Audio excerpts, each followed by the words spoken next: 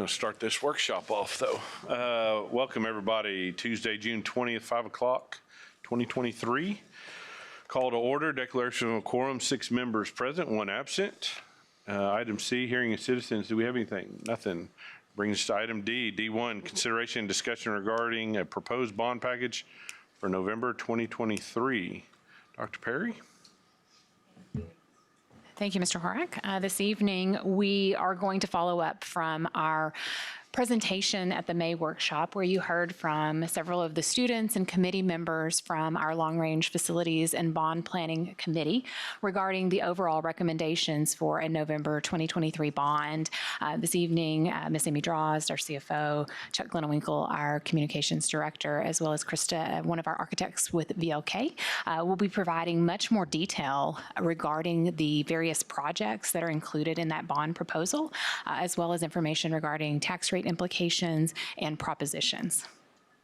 Thank you, Dr. Perry. Mr. Horak, members of the board, we're going to spend a little bit of time today going through the projects that were recommended to you by the committee.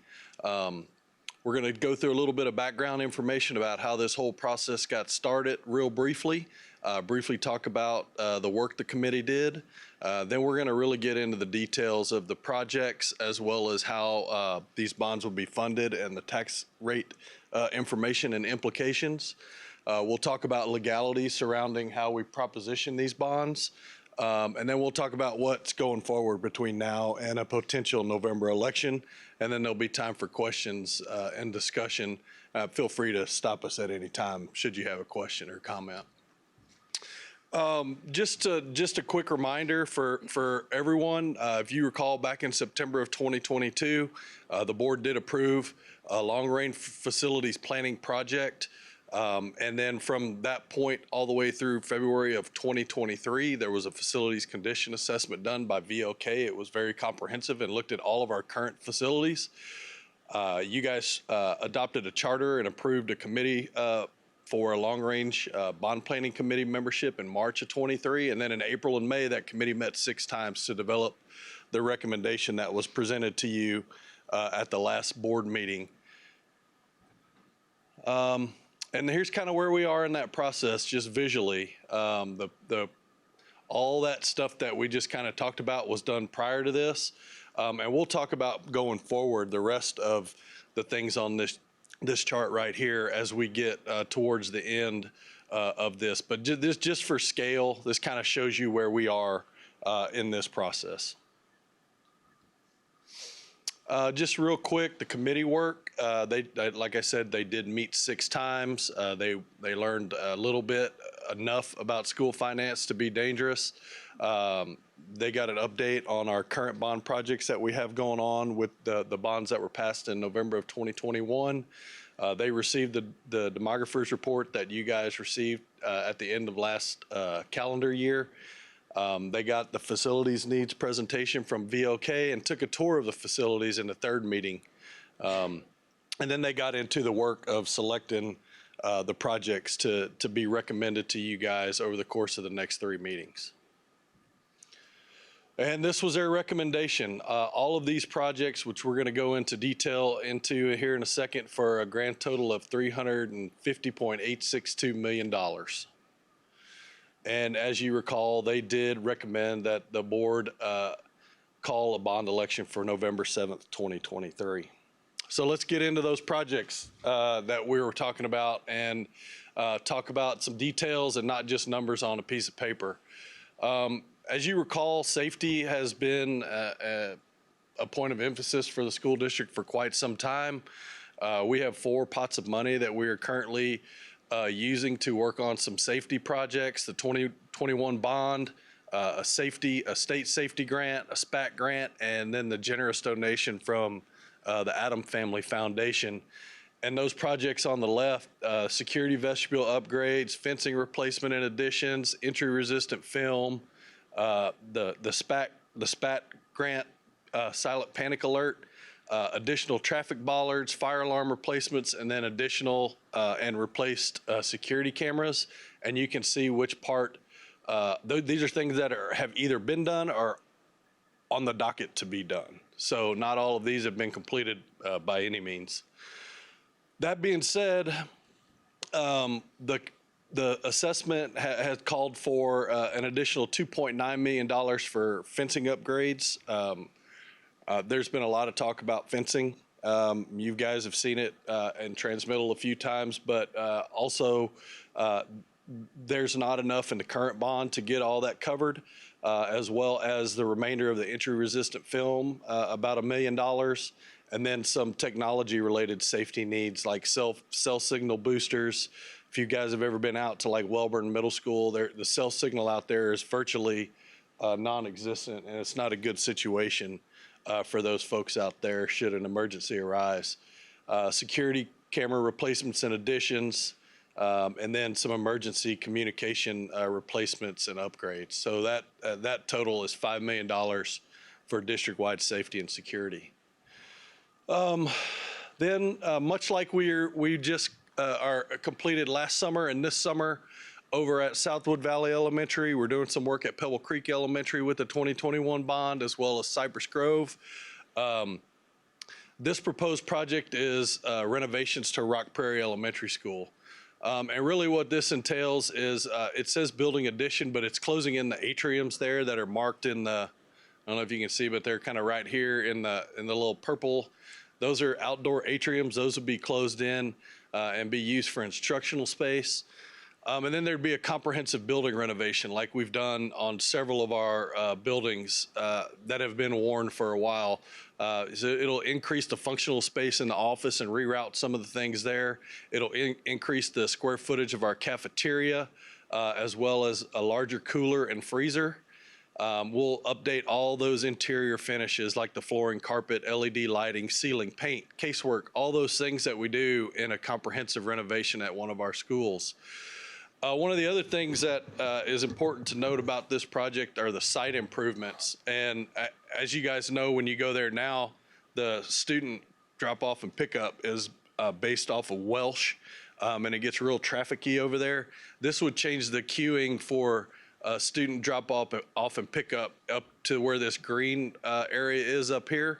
And that entrance and exit would be off of Edelweiss instead of off of Welsh Avenue. And we'll also be able to include an additional 35 vehicles worth of parking in that renovation. And this is something that will be done in phases, and those phases will be completed in the fall of 25 and the fall of 26. Just real quickly, Chuck, how old is this school? Do you know, anybody remember when it was built? Sorry. If you, I bet Chris has got Oh, it it's here in there. somewhere. and we could go back to it. I was just, Yeah. obviously, we've been moving through, Yeah. updating our schools as Yeah. they age, right? 1989. It 89. was completed. Yeah. There we go. Thanks. So it's due. So we're going to talk about some additions and renovations and phase twos to high schools here, but I did want to just provide a little bit of a background information as we move into those conversations. This is from the demographer's report that you guys received back at the end of the last calendar year. I can't remember if it was in November or December. I think maybe December. But this is what the demographer's numbers showed. I want you to notice that 10 years out in 32, 33, while we all know how good a report is 10 years out, just keep in mind, just for scale, we're looking at between 24 and 2,500 students at both of our comprehensive high schools. And if the following proposed high school projects are approved by voters, they will increase the capacity of both of our high schools to approximately 2,700 students, putting off the need for, or even talk of a third high school for quite some time. So at A&M Consolidated High School, there'll be some additions and renovations to the tune of $50.751 million. And really, this all revolves around a new building addition, primarily for new science classrooms. The current science classrooms at Consol are super small and outdated, and they don't come anywhere close to meeting the new TEA requirements. And so all those new science classrooms will be in this new two-story building addition, along with an indoor weight room that's comparable to College Station High School and a couple other smaller little areas in there as well. The interior renovations proposed, in addition to the several $1 million that are being done currently at A&M Consolidated High School over the course of 4 summers from the 2021 bond projects, we will repurpose those existing size classrooms to multifunctional classroom space. We're going to increase the cafeteria square footage and the functionality of the cafeteria to accommodate the potential 2,700 students. There'll be fine arts renovations, and that would include a larger and renovated black box theater and a larger renovated band hall, as well as there'll be a functional indoor sports medicine space and laundry and storage. And that actually will be in the new part of the building as well, I believe.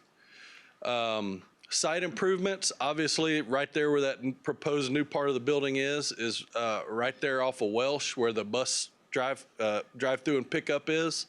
And so we'd have to modify that. And once again, this would be phase completion in 2 falls. The completions would be in the fall of 26 and the fall of 2027.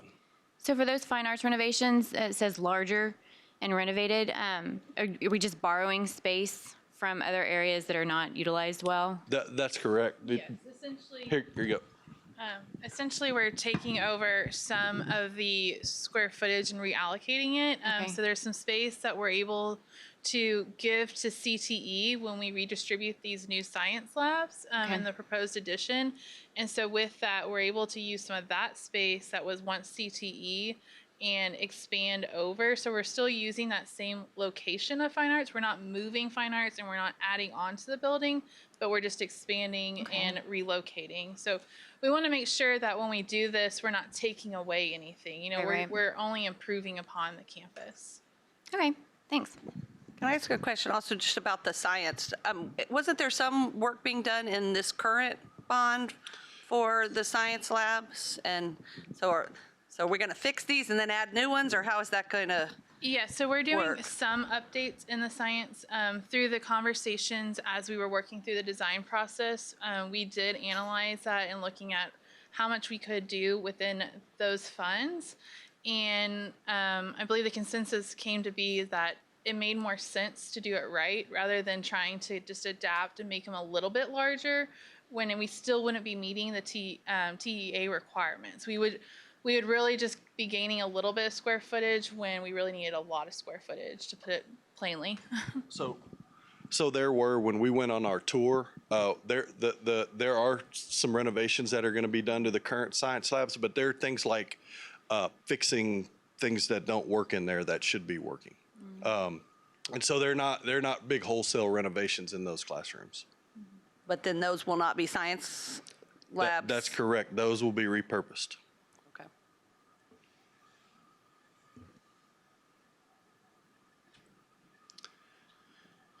Phase 2 of College Station High School, $62.256 million for this project. You guys all know this is Phase 2 has been talked about at College Station High School since the building was built, and it was built to be added on to. And so that's what this proposal would do. And those building additions would include classroom additions for regular classroom, science labs, CTE labs, and a art classroom. And all of those would be on the north part of the building, up here where you see the 2 proposed building additions. And it's 2 stories just added on to what is currently there. And this was built in a way where it left space between the parking lot and the current building to do these additions. And then the fine arts and orchestra hall and large ensemble addition will be added over here. This area right here, which is part of, I believe, part of fine arts as well, but that'll be renovated. It'll renovate the existing orchestra hall and to create a black box theater that is non-existent at College Station High School at this moment. Then over here, there will be a 3rd gym addition with locker rooms and storage underneath as well. And again, phase completion for the fall of 2026 and 2027. And both of these additions and renovations will increase the capacity at both high schools to approximately 2,700 students. Phase 2 of the CTE Center, $32.15 million. This would, you guys were all there at the groundbreaking. You saw on the other side of that row of trees, Phase 1 being built, which is this area right here. Phase 2 will be built approximately where we were standing during the groundbreaking.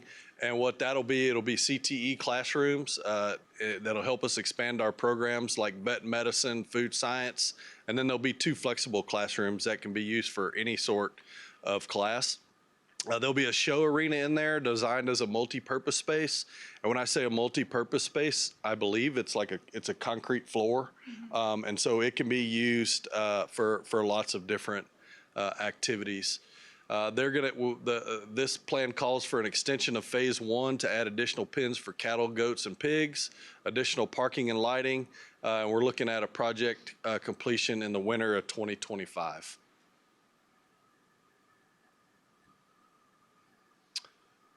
This project, the CTE Cosmetology Lab, will be at College View High School.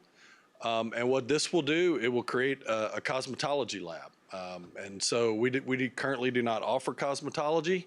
And this will allow up to 50 students or 25 students per block to gain licensure in cosmetology.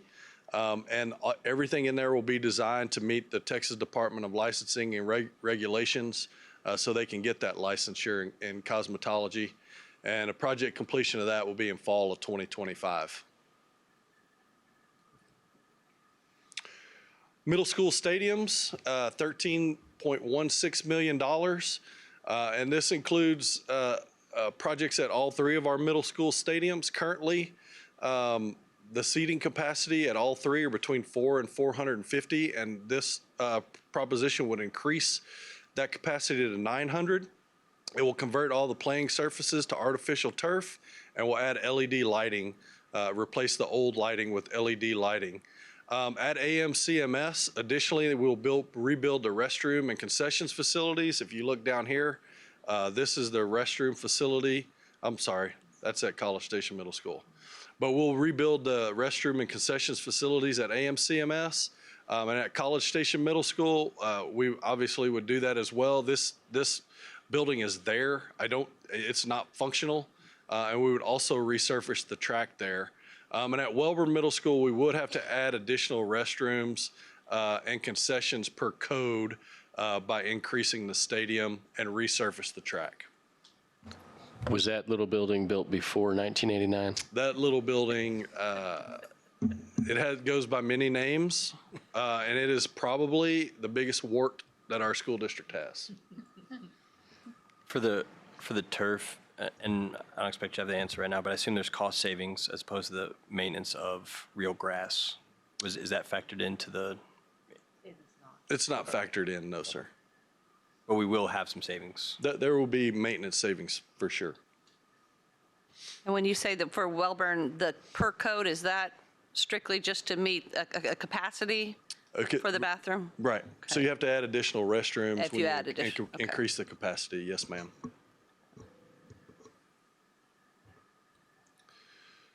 Tiger Stadium Fieldhouse, $11.352 million. This will include an approximate 8,000 square foot building addition that will have a new and enlarged sports medicine arena. It'll have baseball locker rooms and offices, and there'll be concessions and restrooms for the baseball facility included in that new section of the field house as well. Ooh, so does that mean over closer to like where the entrance, like to the parking lot? Oh, so, good. Like this, so this is the current building. Okay. This is the baseball stadium. And where that parking lot is between the two is where we're proposing putting the building addition. So imagine like a concession stand and restroom being kind of over in this area. Oh, nice. Right adjacent to the baseball stadium. I didn't catch that before. I think that's really good because Yep. a lot of our grandparents complain about having to walk really far. It's a long walk to go to the restroom at a baseball game at Consol. The renovations in the older building would create a freshman football locker room. We'd relocate the coaches' offices so they'd be able to view the weight room. We'd expand the weight room and renovate it, and then there would be interior finish upgrades, paint, flooring, and et cetera. And then due to the additional access between the facility and the baseball field, we're proposing some site improvements here just to kind of help traffic flow into and out of the stadium. It doesn't actually make it smaller. It's already a kind of a narrow walkway there anyway, but there are things we can do outside of here to make traffic flow a little better. And the project, if approved by voters, will be completed in the fall of 2025. On top of that, the Tiger Stadium itself, the committee recommended $20.1 million in renovations and expansion to the stadium. This would expand the stadium's capacity from 5,200 to 6,300. It would resurface the track. It would put turf in one of the D zones, and the D zones are the area between the end zone and the curve of the track that's shaped like a D, coincidentally. This would rebuild the press box, restrooms, and concessions, and it would put them all in one structure, much like they have at College Station High School currently. It will remove the current concession stand, as well as we'd renovate the home and visitor entrances on the opposite side of the stadium and rebuild the home and visitor ticket booths. And this proposal would also include a new digital scoreboard with a video display. And this project, it would be estimated to be completed in the fall of 2026. At College Station High School, this proposal would increase the stadium capacity from 4,500 to 6,300 to make those stadium capacities identical. We would have to add a few additional restrooms per code, again, much like over at Welborn Middle School. Resurface the track, again, turf one of the D zones. That press box over there has some serious issues with the roof and leaking. This proposal would repair all of that. And then over on the visitor side, where the visitors concession stand is, there's a lot of movement over there, and the concrete is heaving up and around, and some of the doors actually getting in and out of this concession stand don't work because they're like sealed closed because the concrete's heaved up so much. And also a digital scoreboard and video display, again, completion fall of 2026. High school baseball and softball, $13.27 million, and this will be at all 4 of our baseball and softball stadiums, where we will convert the playing surface to artificial turf and add LED lighting to all 4 of those stadiums. That's basically the project at 3 of the 4 stadiums, other than at A&M Consolidated High School softball, where we would expand the seating, add a new press box and ticket booth, and modify the sidewalks and parking over there because it's kind of tied up against the parking lot to accommodate the new press box and ticket booth. This project will be completed fall of 2026. Can I ask about the completion dates, particularly like the other 2, the, say the stadium works and the field house? When you say the fall of, the other one was 2025, I mean, would that be beginning before school starts or at the end of school starts? Just kind of, I mean, that one's not too far I think when we say fall of 2025 is like, for instance, renovations at Southwood Valley, we say fall of 2025, and we're hoping we want them to be open when school starts. When school starts and when the football season would start for those, Yes, ma'am. for the next one. Okay. They're doing these types of renovations. There are going to be some logistical issues, but John and his crew are really good at working with folks and working around those things and providing temporary solutions for office space, lockers, all that sort of thing. So I'm sure they'll have a plan when the time comes, if the time comes.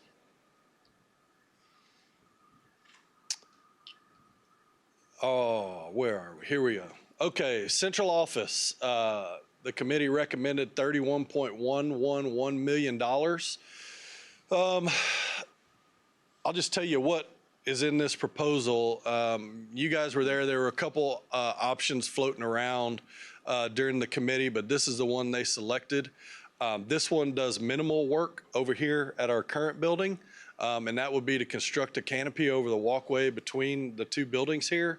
It doesn't completely enclose it and like air condition it and that sort of thing. It just puts a canopy over the top of it. And then we'd create a security vestibule to limit the number of entrances to one for the public. And then put up security fencing and gates to help guide people to that one entrance. And then this also includes an amount of money to purchase and renovate an existing building, which is to be determined. And this would increase the overall office capacity and meeting space. VLK has software that run numbers on square footage amounts necessary for meeting rooms and office space for different size school districts. And for our school district, that program says we need north of 90,000 square feet to operate efficiently. This building currently is at 44,000 square feet.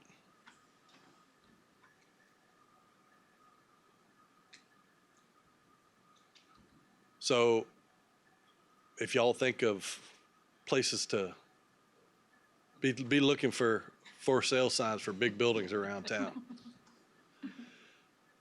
All right, transportation.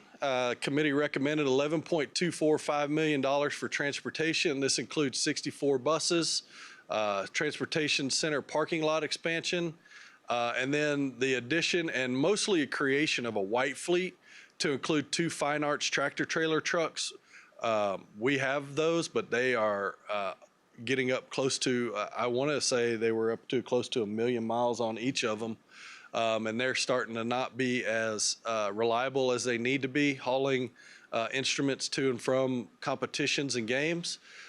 This would include a warehouse vehicle and a box truck lift for $85,000, 3 technology vehicles, 3 maintenance and operation vehicles, and then that 6 vehicle checkout fleet for a white fleet, which we currently don't really have vehicles that folks can check out if they are traveling somewhere or need to use a vehicle to haul something or that sort of thing. Technology, $28.272 million of technology projects. This would complete all of the classroom interactive displays to make them all new and to the ones that we currently are using.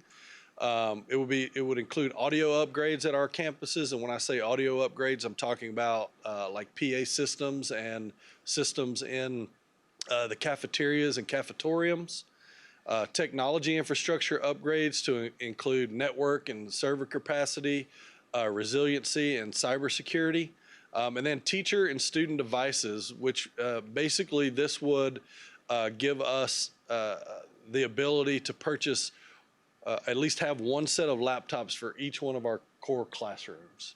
And this really becomes important when you start thinking about how so much testing is going to online testing nowadays, map testing, as well as all of the STAR testing is online now. Deferred maintenance for $45 million. I'll start at the bottom down here, but in the facilities assessment study that VLK did, there were approximately $90 million worth of deferred maintenance projects that were identified as priority 1. A lot of those are being picked up in some of the other projects that we have talked about previously. But $45 million is a number the committee came forward with, and it would include roof replacements, MEP, mechanical, electrical, and plumbing upgrades and replacements, water intrusion repairs. That's a fancy way of saying we got some leaks to fix, and then other miscellaneous deferred maintenance. And a lot of times people say, "Can you tell me exactly what these projects are going to be?" And I've talked to Mr. Hall about this on several occasions.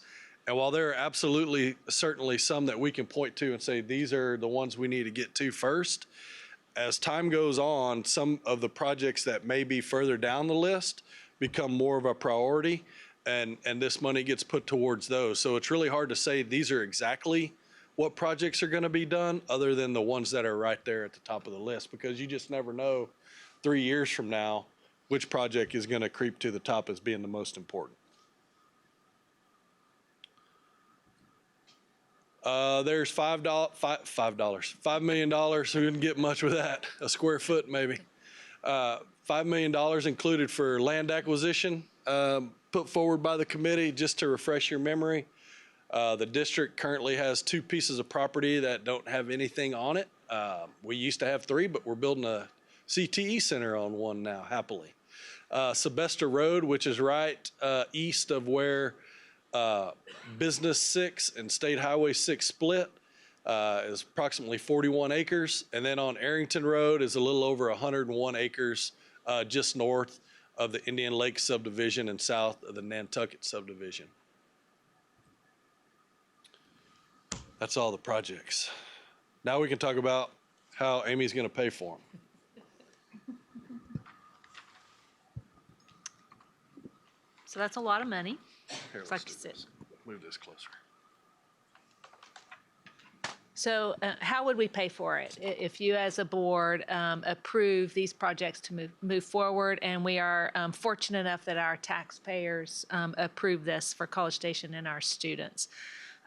First of all, a little bit about the tax rate history. We've shared this before, but over the past several years, we've actually decreased our total tax rate by 22 cents or over 15%. Now that's our total tax rate, the M&O side, as well as the debt service side.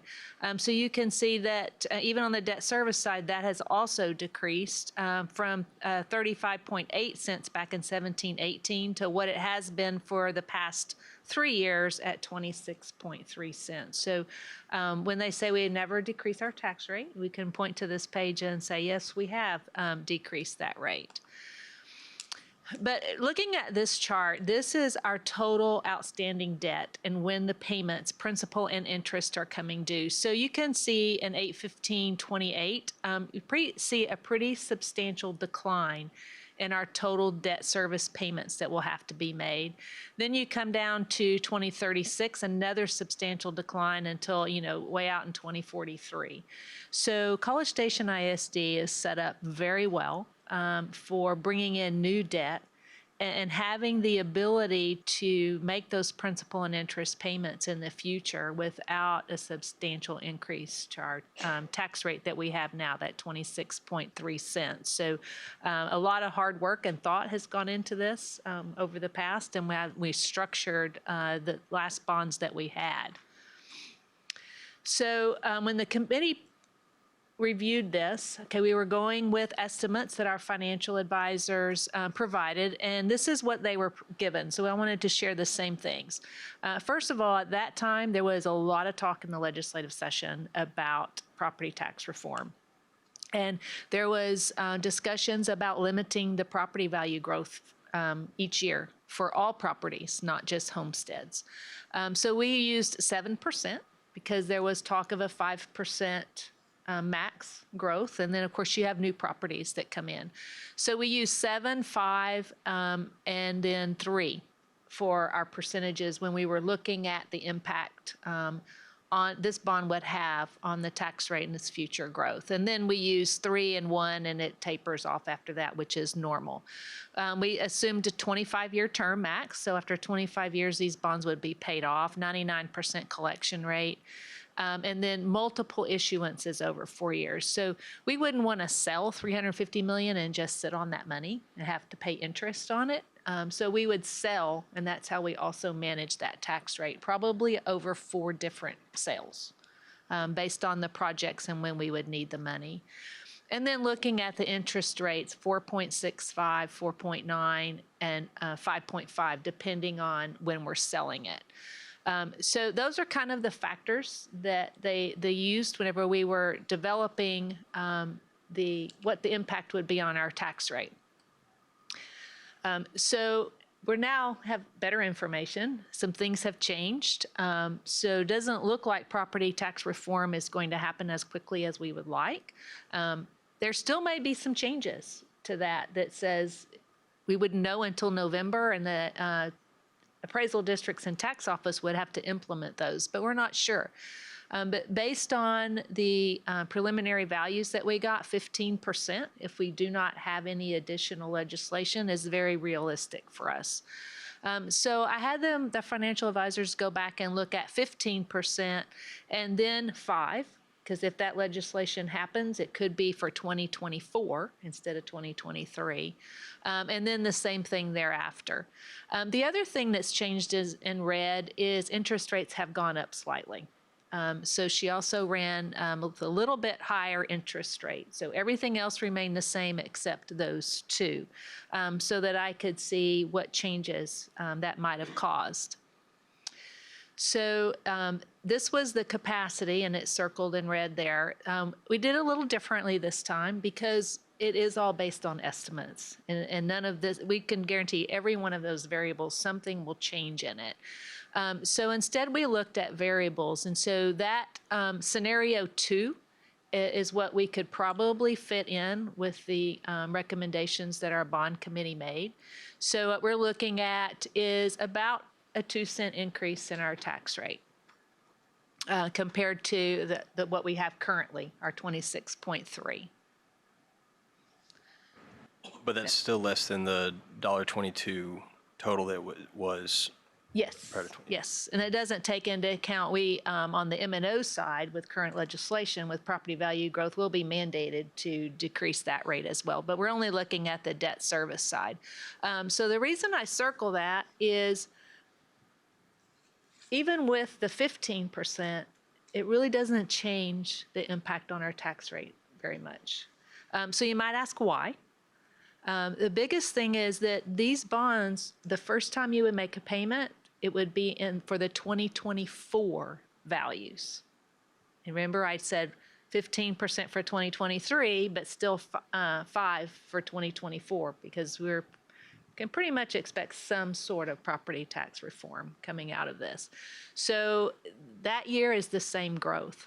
What it did do in the model is allow us to pay some principal off a little bit faster and with that higher value growth for 2013. But because of when and the additional interest rates, increase in potential interest rates, it really doesn't change it. So we're looking at about 2 cents for both.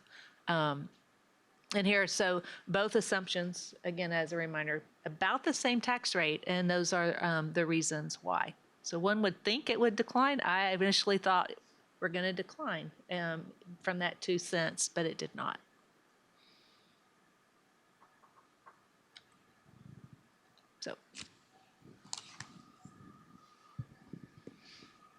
So let's talk about the legality surrounding the different propositions, ballot language, that sort of thing.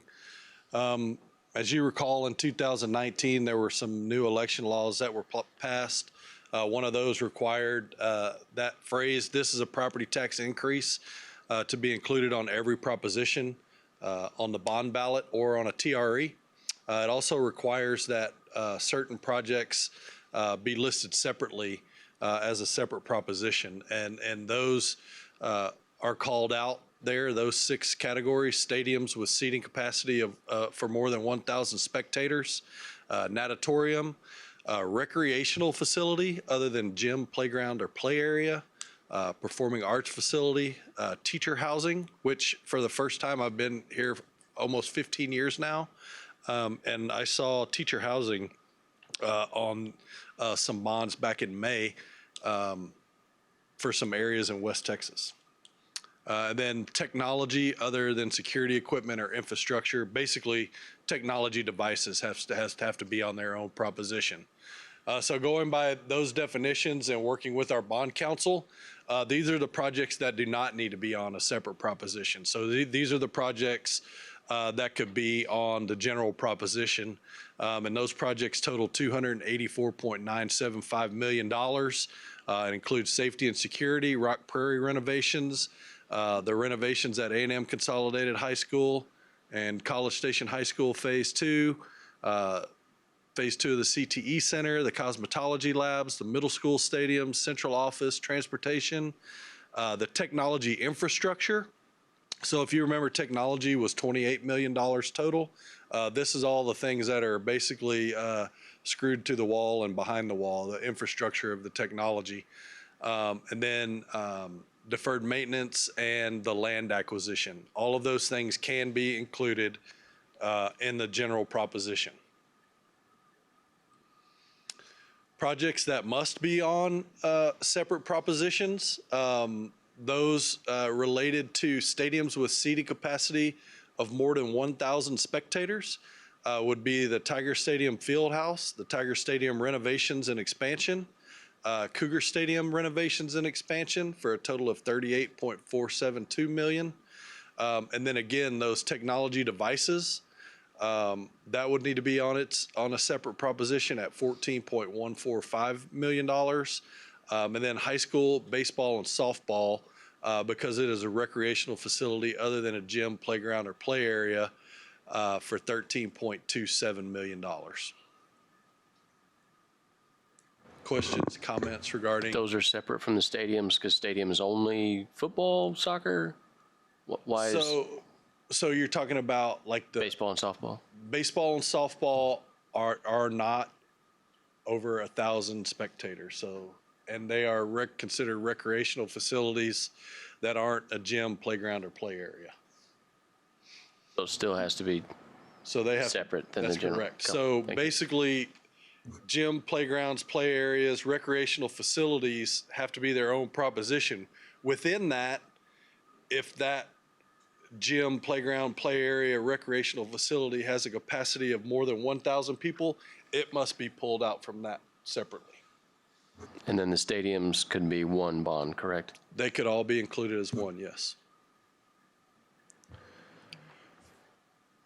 And the middle school stadiums are smaller. They're 900. Well, so Yeah. middle school stadiums, our bond council has said that because of the nature of middle school stadiums not being over 1,000 in capacity, plus they get lots of use during the day for PE classes and just general use, that they could be included in the general proposition, if we so choose. So we can choose to take them out? I mean, you just threw that out there, so I don't know why we would do that. I don't either. Yeah.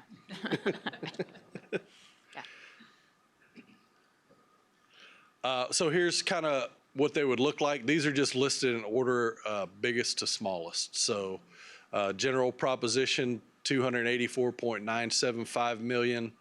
Football stadium proposition. These are just generic names, and again, listed in order of size of the proposition. 38.472, technology device proposition, 14.145 million. And then the baseball, softball proposition, $13.27 million for a total of $350,862,000. Chuck, could you go back to the general proposition? And then on I can't remember what slide it was, we talked about the deferred maintenance. So is there really $135 million of deferred maintenance needed, but we only have to supplement $45 million because $90 million is caught up in those renovations? No, so there were approximately $90 million of priority one maintenance, deferred maintenance projects identified by VOK. And then but most of that's being caught up in these renovations. I wouldn't say most of it. I would say some of it is being included in some of the other projects. Good. Okay. Good.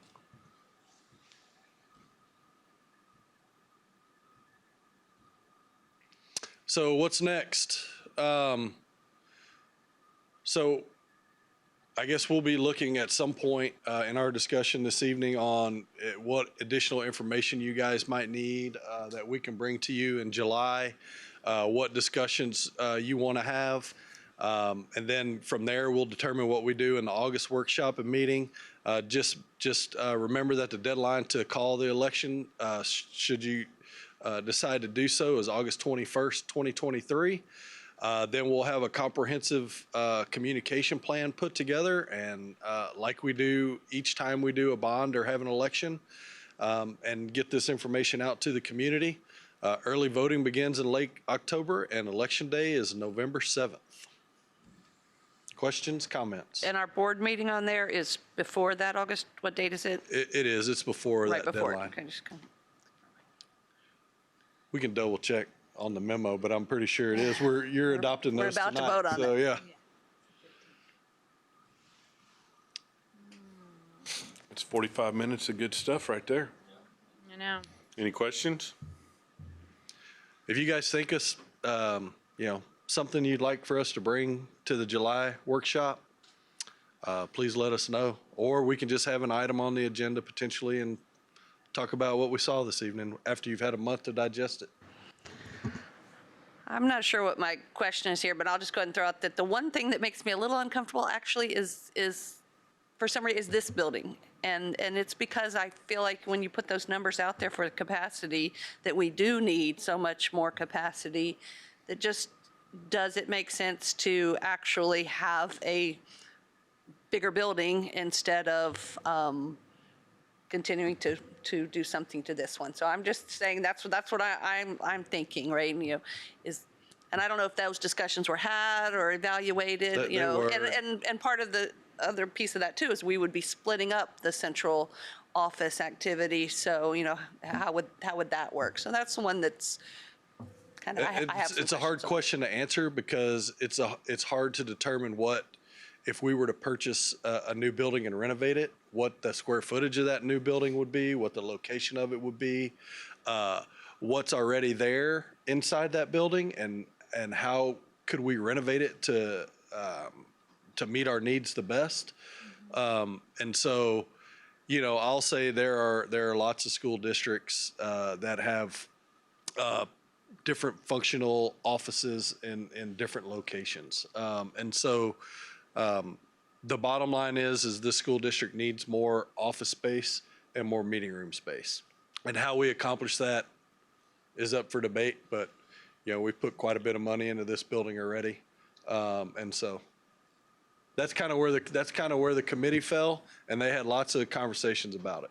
Well, and I guess part of that is there are some unknowns in that piece, which Certainly. is why I have some questions. And I will say the one thing that made me, just the picture didn't look good, is having to put a fence like around the front of this place. I mean, I get it for safety, but it just seems, It'll be a nice looking fence. it'll be a nice fence, all right. If it helps direct people where they need to go, I'm all for it. Yeah. Because it's really confusing. Whenever you come up here, there's 50 doors. So. Anything else? All right. Hey, thank y'all very much. Thank you. Very much. Let me go. That'll bring us to item D2, consideration and discussion regarding employee health care benefits for 2023-24. Dr. Perry. Thank you, Mr. Horak. As you know, over the last several years, we've had quite a bit of conversation around healthcare benefits. And so this evening, Ms. Strauss and Mr. Simak are going to be providing an update, an overview of what has occurred over the course of the last several years, and especially focusing on the last several months as we have worked to plan for the upcoming year for our employees to ensure that we have the very best possible benefits at affordable rates. And with that, Ms. Strauss. Thank you, Dr. Perry, Mr. Horak, and members of the board. So we're going to start by giving you a little bit of history on the healthcare plan. So prior to 22-23, College Station ISD participated in TRS Active Care health plan with TRS. And we were obligated to remain in TRS Active Care. So when school districts opted in, there was not a method for them to come back out of that plan until the 87th legislative session in 2021, at which time they gave school districts the option to opt out, but we had to do that by December of 2021. So we had a very short time period to do that. So College Station ISD, out of some frustration, I think, with TRS Active Care rates, the inability for us to control things and look at our district and what's best for them, established a committee of stakeholders that reviewed all of our options and the data that we have, and to come up with a recommendation. And it was that committee's recommendation that we look outside of TRS Active Care. So we did look at our options, and in December, the Board of Trustees did authorize us to opt out. So we got really busy with an RFP process to look at not only fully insured, but self-insured plans as well. And through that process, Gallagher Consulting helped us with the RFP and the evaluation process and all of the data that comes along with it. And at that point, it was selected or determined that the best value for College Station ISD and our employees and their families was to contract with Texas Municipal League and the Texas Association of School Boards, their health cooperative, to select and go through their health plans beginning with 22-23. So that's what we did. As we went in that plan, there's a couple of things that was very attractive about that. Some being the plans that were offered were very close to what TRS Active Care were doing, so it wasn't a huge change for our employees. We were able to remain with Blue Cross Blue Shield, so that was attractive. But also the rates were better than what the other providers had put in. But there's also attractive because there was a cap on the inflation for the second year that was very attractive for us. So that was supposed to be like a 9.9% cap. Then spring 2023 hit. Nationwide, statewide, as well as with College Station ISD, substantial, I think, claims increases due to pandemic delays, a number of things. But TML did not honor that rate cap that they provided to us and actually proposed a 13.76 percent increase. Gallagher worked very hard on our behalf to try to get that back at the below that 10%, but we were unable to. So because of that, we issued another RFP. It was done in May and June. And we evaluated those options again with the help of Gallagher to try to help mitigate that impact of those rising rates for the district and our employees. So that kind of gives you a history of where we are today and how we got here. And so with the RFP process, we were assisted throughout by Gallagher Consultants, and our two representatives from Gallagher are here with us today, Ms. Betty Gwynn and Brendan DeBar. Want to say thank you so much for their assistance throughout this process. They've been great to work with. Brandon did take a little 2-week hiatus there, but we'll forgive him for going on a honeymoon. But nonetheless, we had two organizations that submitted an RFP. TML came back actually with an increase of 21.34% compared to the 13.76 whenever we already had an agreement in our previous arrangement with them. And so obviously Blue Cross Blue Shield came in with a lower number of 11.95% total increase over our current 22-23 rates, which made it a very easy choice for us moving forward. The committee consisted of Dr. Perry, Ms. Draws, the two people I just introduced previously, and myself. And a lot of time and effort went into this to try to make sure that we're doing the best that we can for our employees here in CSISD. Next slide, please. So the benefits of the direct engagement with Blue Cross Blue Shield, obviously it provides for us overall premium rates that are the lowest. And then with this, what I was really excited about, it is minimal disruption to CSISD employees. The plans are the same. And more importantly, it's a passive enrollment process. And what this means is that anyone who doesn't have a change to make, doesn't want to utilize a different premium or a different package or add a dependent or drop a dependent, they're going to be automatically re-enrolled. Last year, if you remember, we started from scratch. And every single person in the school district, whether they wanted to accept our benefits or decline our benefit packages, had to go into FF Enroll and complete that process. This year, it is going to be automatically done for them, which should save us a lot of time and effort on everybody's part. Open enrollment will begin on Monday, July the 10th, and it will conclude on Friday, August the 11th. One switch will be our pharmacy benefits will now be provided by Prime Therapeutics. It was previously Novitas. One of the drawbacks on Novitas was that Walgreens was not available in any form or fashion. Now with Prime Therapeutics, Walgreens will be available to our HMO plans. And so that is one benefit of being able to add back Walgreens with Prime Therapeutics and Blue Cross Blue Shield. So this is just kind of a 1,000-foot view very quickly of all the things that we have going on in the plan. You notice there is no red because there's not a lot of changes to the plan. If there was red, it would indicate a change. There are some minor changes to the prescription benefits, and we talked about that a little bit with the HMO plan and Walgreens, but everything else is very subtle if there is any change at all. So what you're really looking for, this is what will be the monthly premiums for this school year, the district's contribution, and the employee's contribution. I do want to point out that we worked very hard to ensure that most of this was felt by the district. So you're going to see a district average increase of 11.95% with the overall employee average increase of 9.91%. So with those numbers, the district fiscal impact to the general fund is an additional $850,000 for the 23-24 school year. Now, I also want to point out that the minimum contribution as required by the state is $225 per month.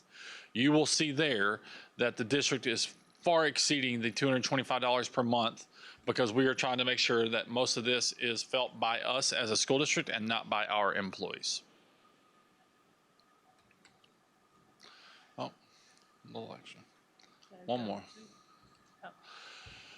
So we put this slide together. I want to make sure that I point out this is a monthly rate comparison, not a per paycheck comparison, just so you can see the difference. So on the left, you'll have employee contribution.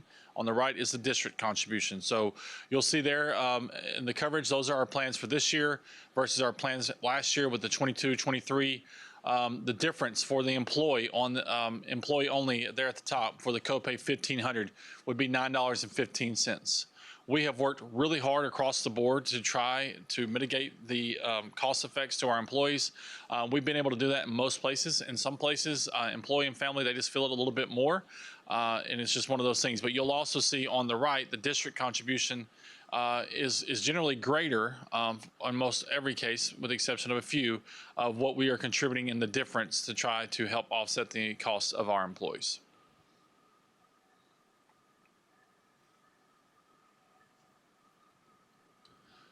So some next steps. At the regular meeting, it is recommended that the board authorize administration to cancel the current agreement with TASB TML effective August 31st and subsequently engage directly with BCBS Blue Cross Blue Shield of Texas effective September 1.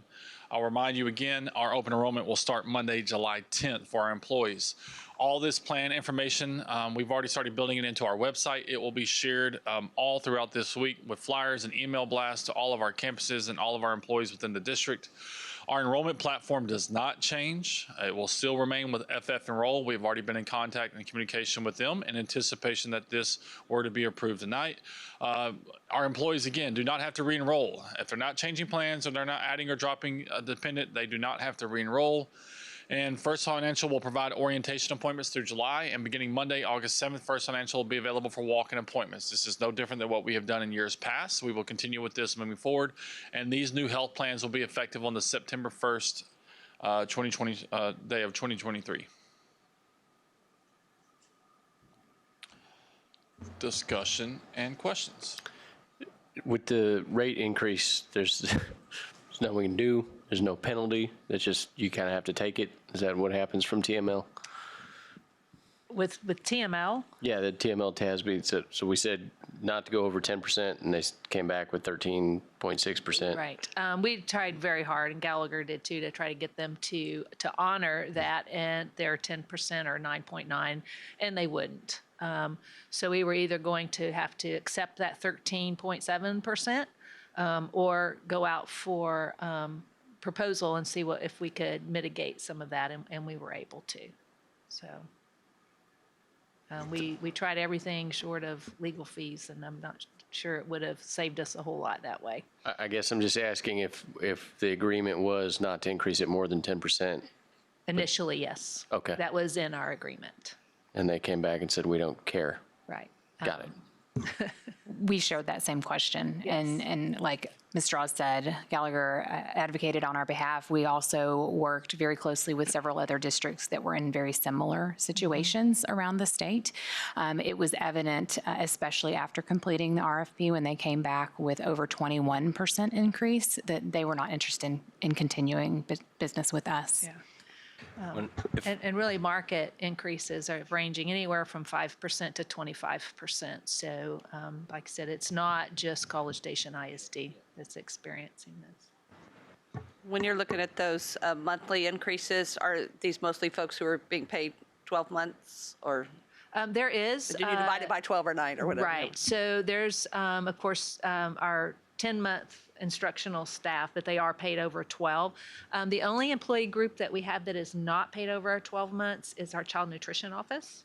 And what we do is then we take that and divide it by the number of paychecks that they will get, so that we're not trying to double deduct when we get close to summer. So we do divide theirs by fewer paychecks. So these are by 12? Yes. Yeah. But for the most part, they're, times 12.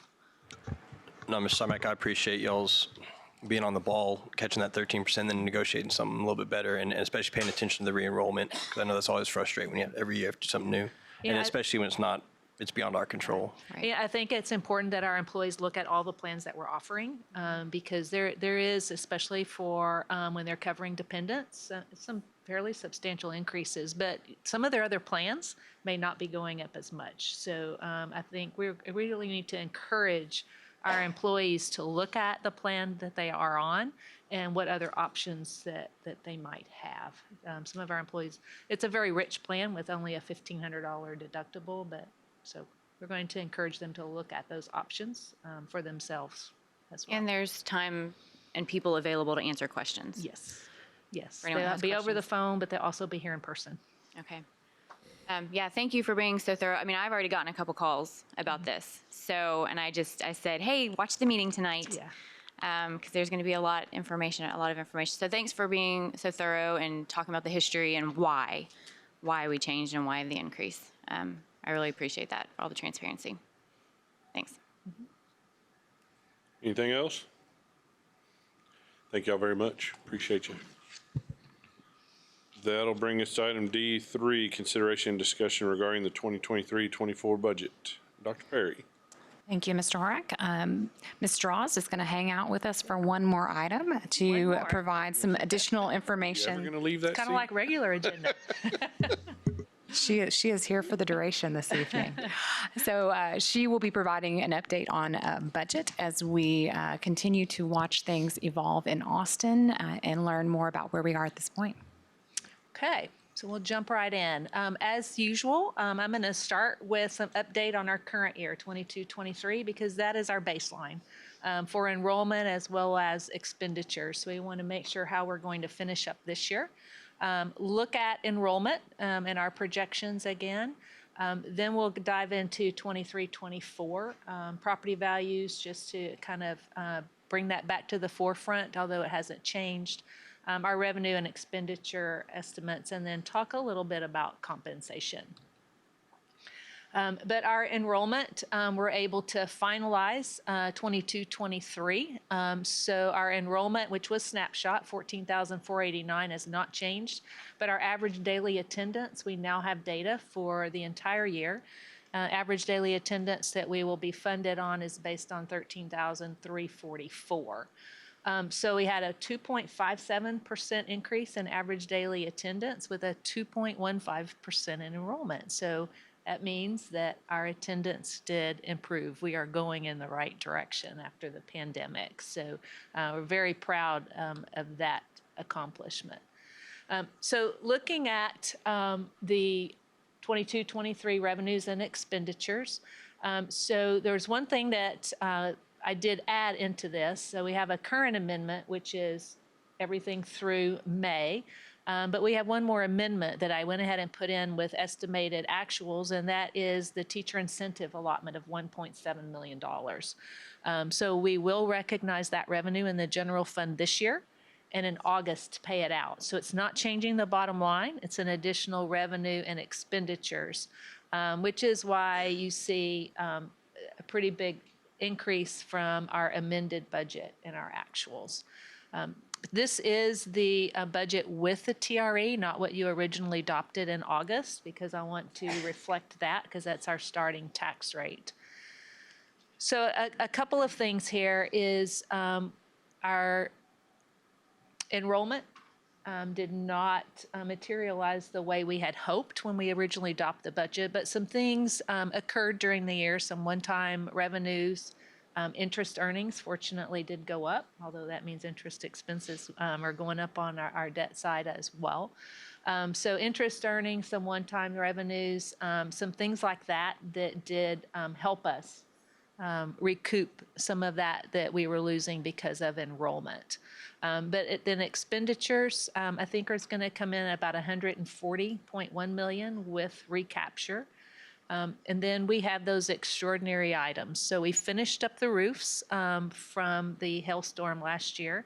And then later tonight, we'll be asking for your approval for another roof repair related to that storm with Forest Ridge. But fortunately, we've already met our deductible. So overall, we were anticipating a balanced budget with that TRE. And even with the hail damage and those extraordinary items, I think we're going to come very close to that balanced budget. This was maybe $500,000 to the good. So very fortunate with that. So moving on to 23-24, I first want to look at the 88th legislation. We had a lot of hope here that just seemed to fizzle out, right? So these are some things, major legislation that did pass. So you can see the state budget passed. I have circled school safety because that affects the general fund and our revenue source. But economic development, House Bill 4545, some of those, the Reading Act, those things did pass, but we were hoping for a lot more. Then looking at what didn't pass, and now you see 3 red circles because all of these negatively impacted the general fund and our budget. So House Bill 100, the school finance bill, did not pass. We were hoping for increase in the basic allotment, which would have helped our budget. We were also hopeful for a finance system that would fund us based on enrollment and not attendance. Teacher compensation. We were hoping for some additional funds there toward teacher compensation. That would be in addition to what House Bill 100 would have required. Because if you recall, if we get an increase in our basic allotment, we're supposed to spend or have to spend percentage of that on employee compensation and benefits. And then property tax relief did not happen either. So kind of going into this, it's a little difficult. Ms. Strauss, I noticed the slide says as of today. As of today. So it's our understanding that there's still much conversation to be had around some of these items. And so just because they have not passed today does not mean that they will not in the coming months. Is that right? Yes, we are anticipating special sessions, but it could be fall before we know the results of these. So very difficult. In my many years of school finance, I don't think I've experienced this one. So it's a new one. So kind of looking back at that impact of the 88th legislation. So we did have a change in the guaranteed yield in the funding formula, which I had already reflected in the last workshop because that was kind of built into the last year, really the one from 2019. So no increase in the basic allotment that we were hoping for. We did get some additional safety funds. Safety allotment went from $9.72 to a whopping $10 per student. So, yeah. In addition to those cents on a per student basis, they added safety funding of $15,000 per campus. But we also have a requirement for all campuses to have at least one armed individual on site during regular school hours. There's a lot of details surrounding this requirement and how it's going to be implemented, as well as the timeline that we do not know yet.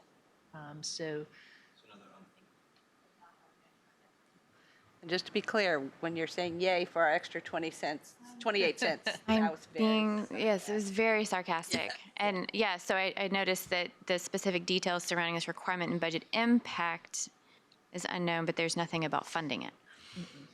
So the 15,000, of course, is quite a bit more than the Right. 28 cents additional, but we don't know anything about how we're supposed to implement that, nor when. Okay. Okay. And then again, the impact of any special sessions is yet to be determined. Is the 15,000 annual or one time? I believe it's supposed to be annual, I believe that's from correct. what I'm seeing.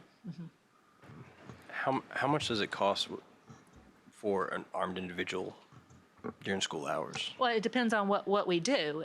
We have school resource deputies now with a contract with Brazos County. We added 2 last year, and I basically was adding about 90,000 a deputy. But there's some additional costs for equipping them. We do have to pay for their equipment, vehicles, those replacements. So I believe we added right at 200,000 for those 2 officers. But you have to realize it was this summer before we actually even got them. By the time they hired them, then they have to make sure it doesn't deplete their staff and training. So we've just now got those 2 that we approved last August. So that was probably the more expensive route. We are, looking at the school marshal and the guardian programs and what would have to be done there, or what options we have for those. So we're not ready to communicate what those might cost and which direction the district would want to go. And as you all may recall, we were able to add contracted services so that all of our elementary schools also had coverage, not necessarily all day, every day, but there was a sporadic schedule developed so that we did have those folks on site. So that would be another option that we might explore because we know staffing challenges were difficult in order to get those 2 additional folks on board and in our schools. We will have an opportunity next month when we discuss the safety audit to talk in more details about these things, and I anticipate we may know a little more regarding the requirements at that time. So our enrollment projections, this is with the help of Zonda Demographics. They are projecting that CSISD will grow by 1.6% in total enrollment.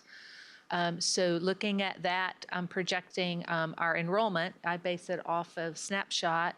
Would be looking at 14,717. And I use the same attendance percentage, 94.8%, that we have had this past year. Looking at that, we would be increasing our average daily attendance to 13,558. So those are the enrollment numbers that I'm using to forecast our budget for next year. You can see 93.7 was our last year attendance rate. So people work very hard to get our kiddos to come to school. So kudos to them. Preliminary property values. Information has not changed. We will not get updates until towards the end of July. They will provide me updates as we go along, but until you really get to all of the appeals process, we don't know where that will be. But for College Station ISD, preliminary values were up 21.26%. And then they always go in and estimate what we feel like might happen through the appeals process. So they're saying slightly over 18% is a possibility for College Station. So this is just kind of a reminder that for 2022, the comptroller does do property value studies. We were studied.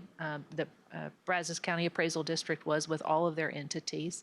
And College Station was found to be out of what they call their confidence level. We were too low.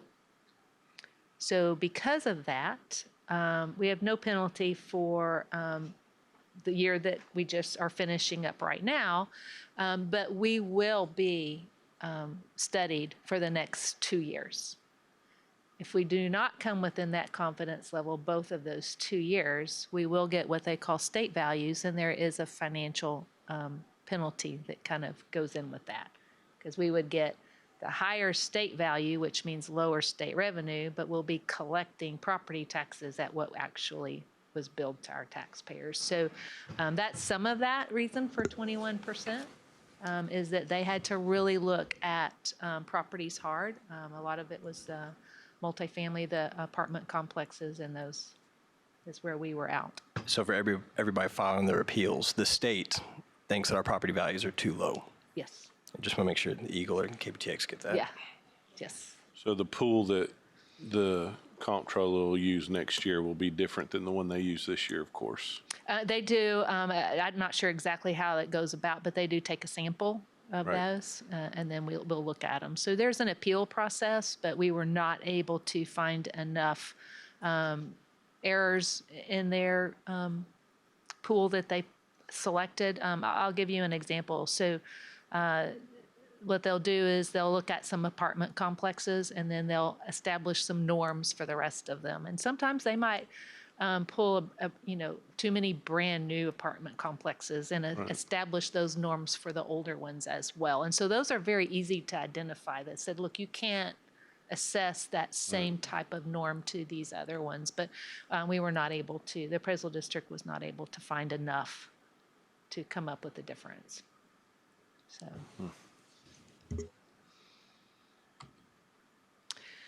So we're going to look at two assumptions. Assumption one uses both of them. Well, first of all, both of them are going to use the same enrollment growth, 1.6%. The major differences here is property values. So assumption one is kind of what we used last time. It's going to assume that some property tax legislation goes through. We've got some caps on growth for all of our properties. So that uses that 7% that we used last time. Assumption two is 15%, very close to what the appraisal district feels like we might end up with if we have no additional legislative property reform come through. So looking at that with a 7% growth, remember we're going to be required to compress our tax rate, and please don't go quote these rates because they're estimates and they're by August 1st they have to do it, but we do have some formulas that I can go by. At a 7%, I'm estimating our M&O tax rate will go down from the 91.5 cents to 87.5 cents. Okay. At 15%, it would go down to 82.43 cents. Because the more growth you get, the more compression that you end up with. Okay, so then these other two assumptions both have the prior funding formula, the one we've been in, and the guarantee deal of 126.21. So one would think assumption two is going to bring us a lot more revenue. We have a lot more property value growth. Here's your two revenue assumptions using both of those. It produces minimal, about $95,000, $96,000 of additional revenue based on my projections. The reason is we'll collect more in property taxes, but that also means we get less state revenue. So state revenue goes down and recapture goes up. So, you think 15% property value growth, our budget woes go away. They really don't. Okay? So it's not going to really matter which assumption is. It's the tax rate that's going to go to our taxpayers is the big difference here. Because you're showing in either one, we'd have recapture, right? Yes, we have recapture in anyone. Think about a property values going up 7%, enrollment 1.6. So, we are in a situation where our property values are growing faster than our enrollment. So yes, we'll have recapture under either scenario. And again, so homeowners are aware that just because the rates go up does not mean the school district gets the money, obviously. Right. So also in here, I've upped interest earnings based on kind of the interest rates that we're getting now. So that's up from this past year. So that's generating some additional revenue over 22-23. I've also factored in those safety funds here as well, which is about $400,000 to $500,000 in there for safety money. So those are some of the changes in revenue from the last time that you saw this. And then looking at the appropriation side, about $5 million in additional expenses to the general fund. The three largest ones are, of course, healthcare benefits that we just discussed of about $850,000 for the district share. Whereas ESSER funds end September 2024. September 30 is the last of ESSER. ESSER 2 ends this September and ESSER 3. So some of those expenditures that we were using to help the general fund are going to need to come back this year as I look at how much we have left. So that's another $700,000. The other big item is property and casualty insurance. We are expecting, as all school districts and any big entity is, some large inflation here. I do not have the actual amount yet, so that's still an estimate. A number of these, and we've got some positions, 3 assistant principals, 2 at the high school, and 1 that will be shared between 2 intermediate schools, 3 special education positions, $400,000, $432,000 in stipend adjustments that will go into more details in just a little bit. Some changes for some of our paraprofessional staff in the special education area. Substitutes continue to cost increase. Brazos Central Appraisal District, we have confirmation of that one. And these other inflationary items, some of them we're experiencing this current year. So you're going to see that in the final budget amendment where I'm increasing expenditures for fuel, utilities, professional fees. And so this is some of that inflation that you'll see on the final budget amendment and then some for this next year. So about $5 million. So $140.9 million is what I'm estimating at this point. That's without recapture because I netted it with the revenues. And that does not include the safety things that we might have to do. And it does not include any salary plan changes yet at this point. So when you compare that to the assumption 1 and 2, we have somewhere between $430,000 and $523,000 remaining has not been allocated at this point in time for either safety or compensation. And here you can see under assumption 1, estimated the M&O tax rate will go down 4 cents. And it will go down about 9 cents under assumption 2 because of that additional property value growth. But it's roughly $1 million for a 1% pay increase. Yes, you're jumping ahead of me, but yes. Sorry. That's okay. I'll need to check my math when you're done. Okay, so then let's talk about compensation really quickly. On June 12th, you as the Board of Trustees already approved some stipend additions in the special education area. So for our special program teachers, that'd be Life Skills Castle AB, a $4,000 stipend for those staff members. That would cost about $220,000 based on our current allocations or budgetary positions there. And other special ed teachers, resource and co-teach, $1,500 per teacher.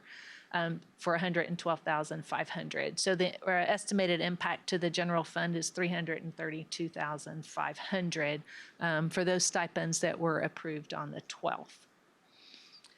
In addition to that, and you saw that in the above total additional expenditures, administration will also be recommending that the pay grade for our special ed instructional assistants in those special program areas be increased from that of the other instructional aides. And that's going to be at an estimated cost of about $170,000 to bump those up. But that recommendation we will bring with the entire compensation plan, hopefully in July. So then in addition to the special education stipends that have already been added, we looked at all of our stipends, particularly those in the extracurricular and co-curricular. And when I say we, Dr. Perry, myself, Mr. Simak, we also included athletic director, Coach Starnes. We looked at fine arts. So, we made sure that it was pretty all-inclusive committee, but we looked at trying to move away from the combination of additional days and a flat stipend amount. So that tends to be a trend. Before it was all school districts, they would have maybe 5 days or 10 days plus a flat stipend amount, but they're moving away from that. It really does simplify the process and provides some, it's a lot easier to communicate. So we looked at how we could do that in our district. We looked at our peer market group, where they were with our stipends. We looked at our current employees that had combination of days and stipends, and where were they? Because we wanted to make sure that we were still staying within that. And then we also looked at, there was a few that might receive a reduction, but we would hold them harmless if that happened. I do have a question, because I just don't, when you say days, I don't understand what that means. Okay, so normally a teacher is on a 10-month or 187-day contract. So some of these positions would have a stipend amount of, and I'm just going to use this number, there'll be some examples in a minute, of maybe $5,000 plus 5 days added to their 187-day contract. Okay, So it would be 5 times their daily rate. okay, Okay? okay. And so many districts are moving away from that and just saying, this is the stipend for this particular additional duty or responsibility. And these are the things that you are supposed to do for that. And it may take extra days to do that. So moving away from that. But what we wanted to do is to make sure that our current employees that were receiving that combination, that they would not see a reduction in their total stipend. So we looked at which ones that might happen to and would put a hold harmless clause in there for them so that they do not see a reduction. This is mainly in the extra and co-curricular areas, the fine arts and the athletics. We will say that the exception was banned because they are on a 12-month contract already. So to try to do that, it just didn't make sense to do that, the banned areas, but the rest of them, yes. So estimated additional cost for fine arts, athletics, and those few other areas that might have days was about $100,000, plus the $332,000 for special ed, so $432,500 for stipend changes that we would be recommending. Do you know the total number of the compensation that goes to stipends? I don't know that. You mean total number of people or total No, number of total, dollars? the actual dollar amount, right? When we say 83% of our budget goes to compensation, right? Yeah, I don't have that number because I said some of them are for additional duties. Others could be for additional responsibilities, certifications like diagnosticians, speech therapists, those, and then. Obviously, it's a big, I mean, it's a big list, and we're, Yes, it's a very big list. and it's for some folks, it's a significant proportion of addition to pay. And I think it's good. I think it's a good way to pay. But I think it's also important that we know how much of our compensation is being paid in that manner, right? Yeah, I think don't have I'd that like to know at that. the moment. We but I can certainly look for gather it. that information and share it with you all. Yeah, we can look at that. I think this is great. Keeping up with the market as we've Yes. discussed, it's, and so this could be adjusted as the market demand changes. Right. And It's it a is crucial piece. easier to see and understand. Yes, very much, it is a yeah. crucial piece to our compensation, because in order to compete, whenever you base a position that's normally based on the teacher salary schedule, but there's additional certifications and licensures that have to come with it, like the diagnosticians and that. It's very common to add a stipend, but we can certainly calculate that. So here's an example. Baseball currently does not have any extra days, and they're paid a stipend of $6,500. Looking at the market, we're very low in that area. So looking at the proposed for 23-24 would be $9,000. Looking at cross country, they have 10 extra days added to their regular 10-month contract and are paid a stipend of $3,750. So for 23-24, our recommendation would be we're going to eliminate the 10 days, but provide a flat amount stipend of $7,500. And we're looking at, our surrounding districts as well.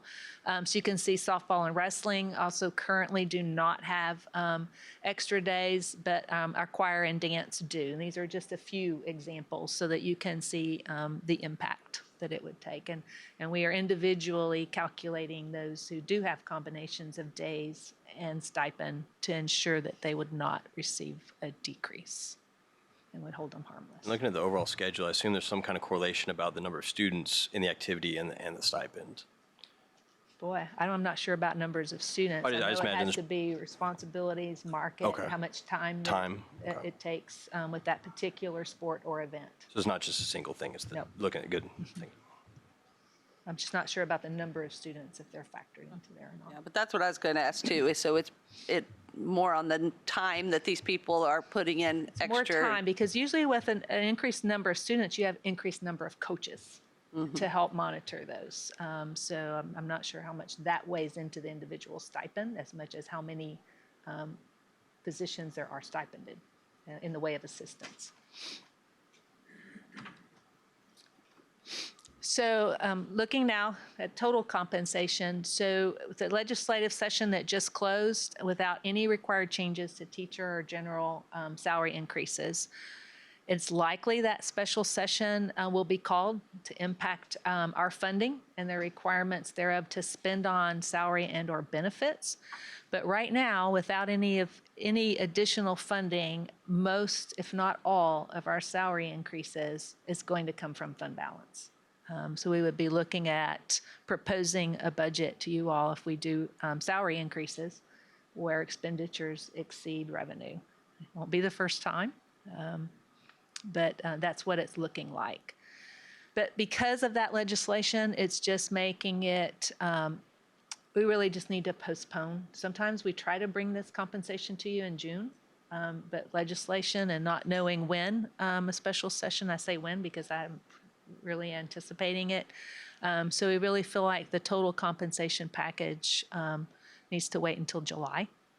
We also have a new superintendent in place and can weigh in on those decisions and recommendations as well. But I would like to share a few what we call compensation goals. And I worked with Dr. Perry, Mr. Simak, and what is it we would like to see or propose to you in the way of a compensation package that would help recruit and retain. And one important thing is to try to get that beginning teacher pay at or above $50,000. We're close, but we're not there yet. So looking at teacher salary schedule and getting that beginning at 50 or more. Like to look at every eligible employee receiving at least a 2% increase in pay. That would be based on either their current year or the pay grade midpoint, which is the way we have done it in the past, and try to make that recommendation to you before the end of July. So that just kind of tells you what our goals are with regard to compensation that we would be looking at. And then as a reminder, it costs for each 1% salary increase across all employees of the district, about $1.1 million is the cost to the general fund.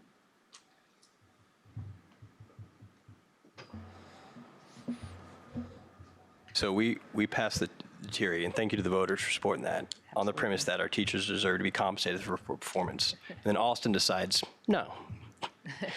And then if I'm doing the math correctly, 28 cents on 14,500 students is about $400,000. Mm-hmm. But we had a single family in town give $1 million.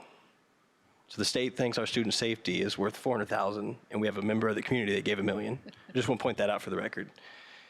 And then the final thing I just wanted to reiterate for everybody is people move here for the schools. We have some of the best schools in the state. That demand drives up prices, which drives up the property value. But then we're actually not able to realize the benefit of that contribution. So nothing for you, Ms. Strauss, it was just for the record. Got it. So if you were a voter and you cared about things, like if they call a special session and you were to care about enrollment funding or teacher compensation, you might want to contact your legislators. Yes, that would be a very good idea. And you can find those on our website. Or I do think don't email me, email them. I think it's worth noting that our local representatives here in the Brazos Valley have been very, very supportive of public education.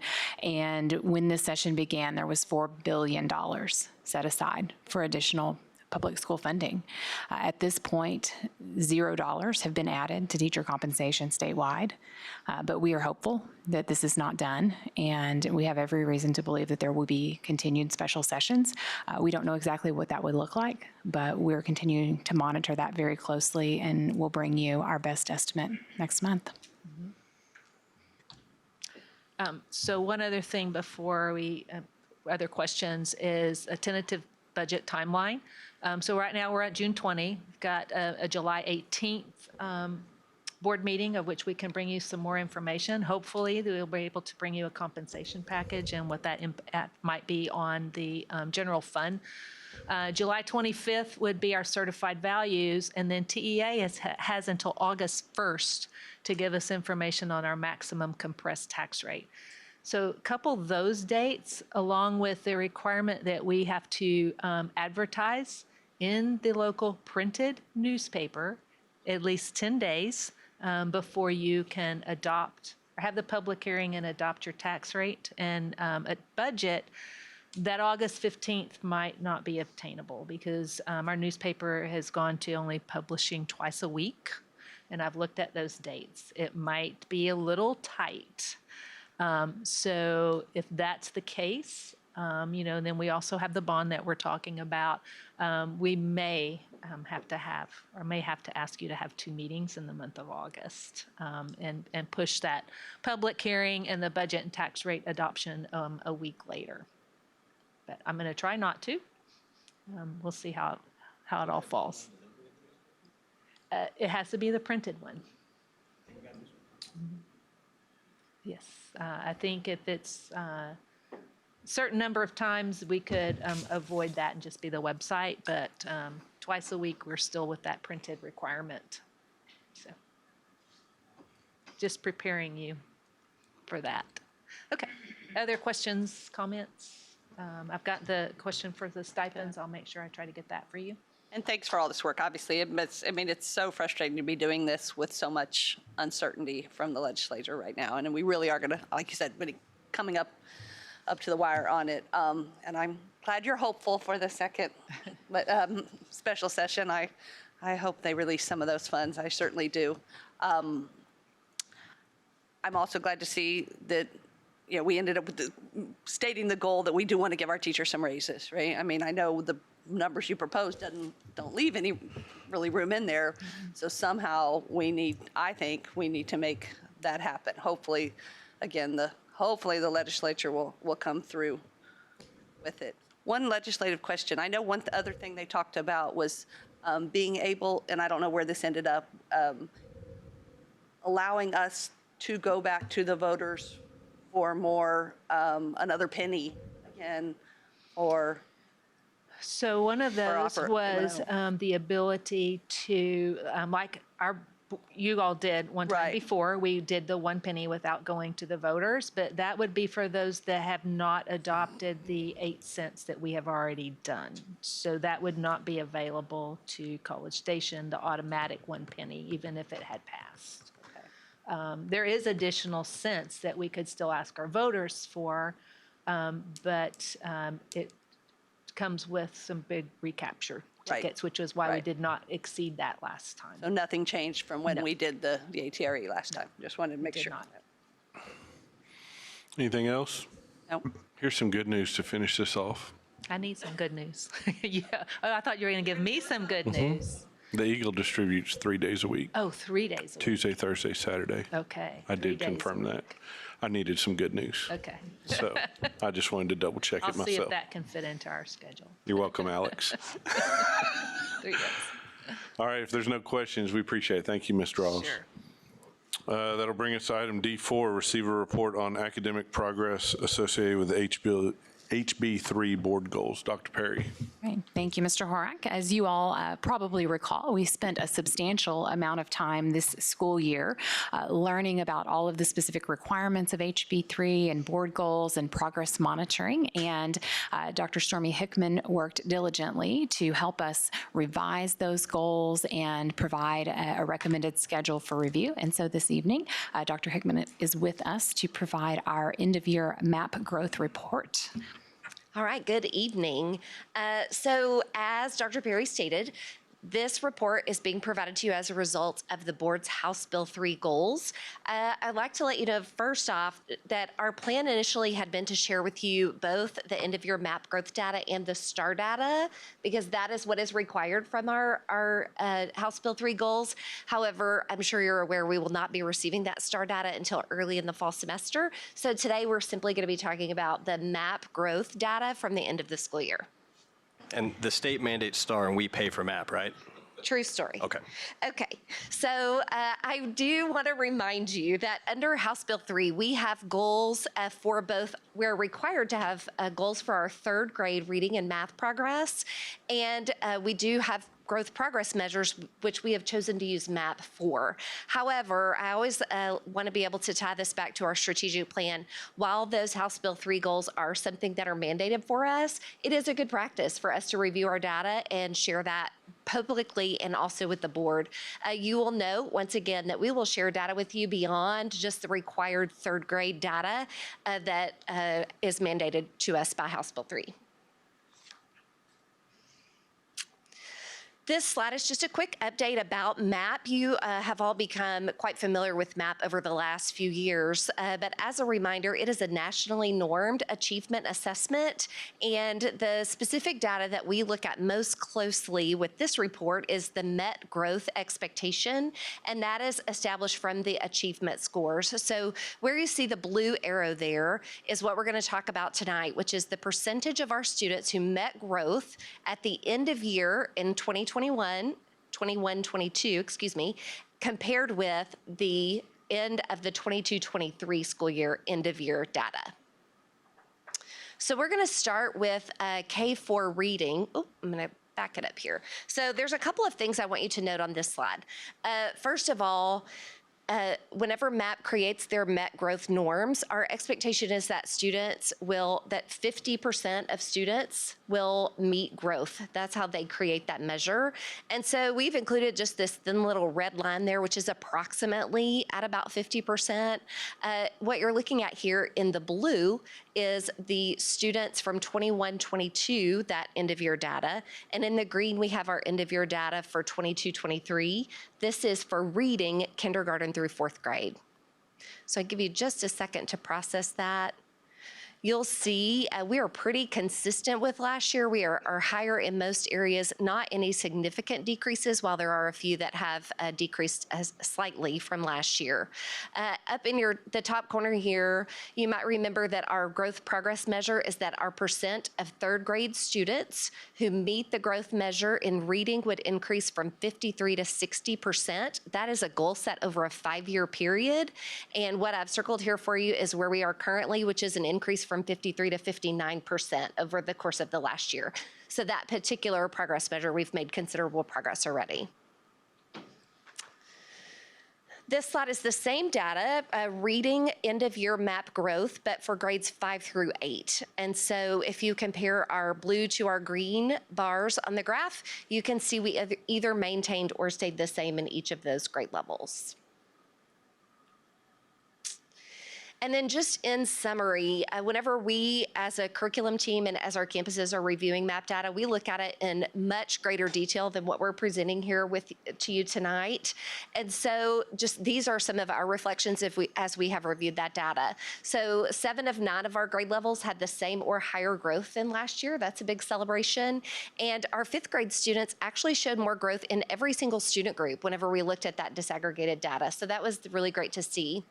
In kindergarten, kindergarten and fourth grade, our overall percentage of students who met growth dropped just a bit. And so we need to look at our implementation of our curriculum and see if there are anything that we need to do differently to make sure that we are continuing the growth with our students. And then in kindergarten, fourth and sixth grade, we had some student groups that showed significantly less growth. So overall, the growth was pretty on target for what we would expect, but we need to look more carefully at some specific student groups in those areas. And then finally, for our next steps, this is pretty consistent. We will continue to ensure that we have individualized interventions for our students so that every single student has a growth opportunity, and that MAP growth is not the only data that we look at. We will look at additional data as well as we evaluate our students' progress.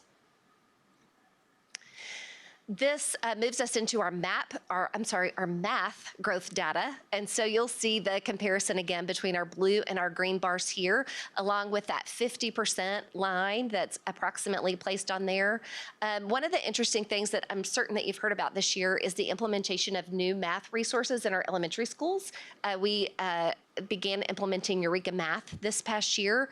As with any new curriculum, that came with some challenges for us, but we also really had such great educators who stayed the course and learned about that curriculum and what they could do to implement that well for our students. And I find this particular data to just be very encouraging. So you'll notice in kinder and first grade that really significant growth that we saw. And then even in our third and fourth grade, while it's a bit of a dip, it is pretty small, especially considering that we could have seen a significant implementation dip with new curriculum when those third and fourth grade students had not yet been exposed to the curriculum in that way. So we're really hopeful that as those kindergarten and first and second graders move up and they have that continued exposure with the new curriculum, we will see their growth continue as well. This is the same information again for fifth grade through eighth grade math. While we're looking at our blue bar last year versus our green bar this year, we can see that there has also maintained pretty good growth this year as well. Summary for math, 4 of our 9 grades maintained or increased their growth in all but one student group. So again, that's the disaggregated data that we've looked at that has really more granular. So we can see that all of our student groups are being successful, that our African American student group in 6 out of 9 grade levels increased in their growth. So that was an important success. And that our 7th graders actually showed more growth than last year in every single student group. So another great success. We do show some growth opportunities. There are a few grade levels that are lower, but that is by 4% or less than last year. So while that is something that we certainly want to evaluate and keep an eye on, it's not an alarming reduction.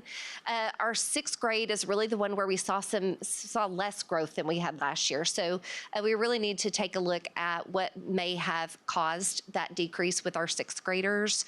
And then I already mentioned that new curriculum that changed the sequencing of instruction in elementary, and we need to just continue to spiral that skills practice as we've implemented this new curriculum. Next steps, again, really looking at our math in 6th grade and see if we can attempt to discover a cause for that data being different in that particular grade level, and just ensuring that we're reviewing lots of data sources and making sure that all of our students are receiving the intervention that they need. This is the science data. You may remember that we do not give science map for kindergarten, first, and second. So you see all the grade levels 3rd through 8th included on this particular slide. This one is the slide where the 50% red bar, we are well exceeding that in every single grade level. So I know that our science teachers, along with our science curriculum coordinator, have done a lot of work in ensuring that our students are getting really high quality science instruction, and that continues to be reflected in our data. So our 3rd and 5th grade students, as a success, increased or maintained their growth in all student groups, which is, again, something that we're looking at. This is a huge success. Our second bullet, our emergent bilinguals increased somewhere between anywhere between 7 and 20%, depending on what grade level that you're looking at, and all but one grade level. So we saw significant increase with our emergent bilinguals. And then 4 out of 6 of our cohort groups increased in overall growth. The growth opportunities, we have 3 student groups that showed in intermediate and middle school that showed less growth by more than 10%. So we saw a handful, less than a handful, of student groups whose growth wasn't as high as we had seen it in years past. And so we need to ask some questions about that. And then our 6th grade here declined in overall growth and student groups. So it's again reviewing that 6th grade curriculum implementation more specifically. Next steps, again, establishing cause for the places where we did see a decrease in growth. And then also we have been working with the Texas Collaborative for Science Instruction to really see what we can do to improve that Tier 1 instruction for all students in all classrooms. And so we will continue that work as well. We also wanted to highlight for you just a couple of pieces from the strategic plan and likewise from our district improvement plan that are impacting this work. One of them is about professional learning communities. We have spoken with you about them before, but thought it was important to highlight here that we've made significant progress in our implementation forward with professional learning communities. And those PLCs are groups in which teachers and administrators come together and really look at student data specifically to say, here is the data that we have, here's the goal we want our students to reach. Let's go and implement our instructional strategies and come back and say, who needs different intervention? It needs acceleration. What do we need to do to make sure that every student is being supported? And that happens regularly, weekly in most cases. So it really is about teaching our teachers and our administrators a really specific way to look at data to ensure that it is informing our instruction. So we have made considerable progress. You'll see a lot about that going into this coming school year. Additionally, we are working toward our multi-tiered systems of support, our MTSS systems. This is a system in which, well, all school districts have an MTSS system, but the purpose of it is to make sure that we are looking at data and making sure that every single kid is getting what they need in order to be successful. So that may look different for one student than it does for another, and that's why we look individually at students to ensure that besides just looking at global data, we're ensuring that our students' needs are being met, even down to the individual student. And with that, I would be happy to answer any questions you have or hear any comments. I like the format. I think it's good. So I'm glad with our improvements are good. I will ask for, I would like to continue to see, I know we've had, this is like, we only have 2 years of map, really, that are good year. Yeah. But to continue to keep the, like have 3 years next year of data, right? So we can really see the trends because there's a little up and down in those, but hopefully over time we can really start to see the, the trends and the positive directions. And obviously there was a lot of positive there. And then the other thing, will we get the student groups? The more detailed reporting, yes. And, okay, thanks. We will, that's ready to be shared with you. Anything else? We appreciate it. That will bring us to adjournment, and we'll see y'all back in less than 10 minutes.